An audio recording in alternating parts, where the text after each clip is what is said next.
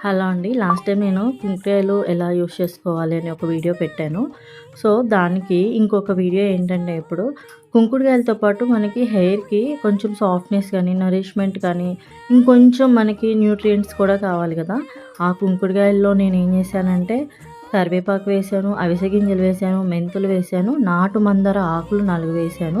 వీటి వల్ల ఏంటంటే హెయిర్ కూడా మనకి స్మూత్‌గా ఉంటుంది. యాక్చువల్‌గా మనం కుంకుడుకాయలతో పోసుకుంటే ఏంటంటే హెయిర్ అనేది కొంచెం రఫ్‌గా అవుతుంది. కానీ డాండ్రఫ్ ఉన్న వాళ్ళైతే ఖచ్చితంగా ఇదే వాడాలి. నేనైతే సీరమ్స్ కూడా వాడాను. నాకేం క్యూర్ అవ్వలేదు. మొత్తం హెయిర్ అంతా డ్యామేజ్, హెయిర్ ఫాల్ ఎక్కువైపోయింది, వైట్ హెయిర్ ఎక్కువైపోయింది. ఇది వాడిన తర్వాత లాస్ట్ 1 మంత్ నుంచి వాడుతున్నాను.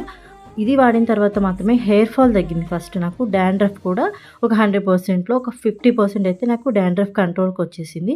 అంటే మాది నేచురల్ ప్రాసెస్ కదా! ఎక్కువ టైం పడుతుంది కొంచెం కొంచెంగా. సో, మీరు ఇదంతా బాగా మరిగిచ్చిన తర్వాత ఓపికుంటే వీటన్నింటిని కూడా మీరు మిక్సీకేసుకొని ఫైన్ పేస్ట్ పట్టి దాంట్లో కూడా వాటర్ పోసి దాన్ని ఫిల్టర్ చేసి కూడా యూజ్ చేసుకోవచ్చు. మనకి బయట సీరమ్స్, ప్రొడక్ట్స్ కంటే కూడా ఇది 100% రిజల్ట్ ఉంటుంది.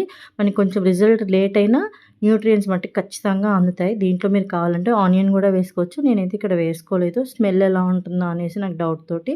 మీరు ట్రై చేస్తా అంటే ట్రై చేయండి. మరి ఇంత మంచిది మన చేతిలో ఉన్నప్పుడు ఎందుకండి అనవసరంగా షాంపూస్ తోటి వేస్ట్ చేసుకోవడం. Thanks for watching. Do subscribe.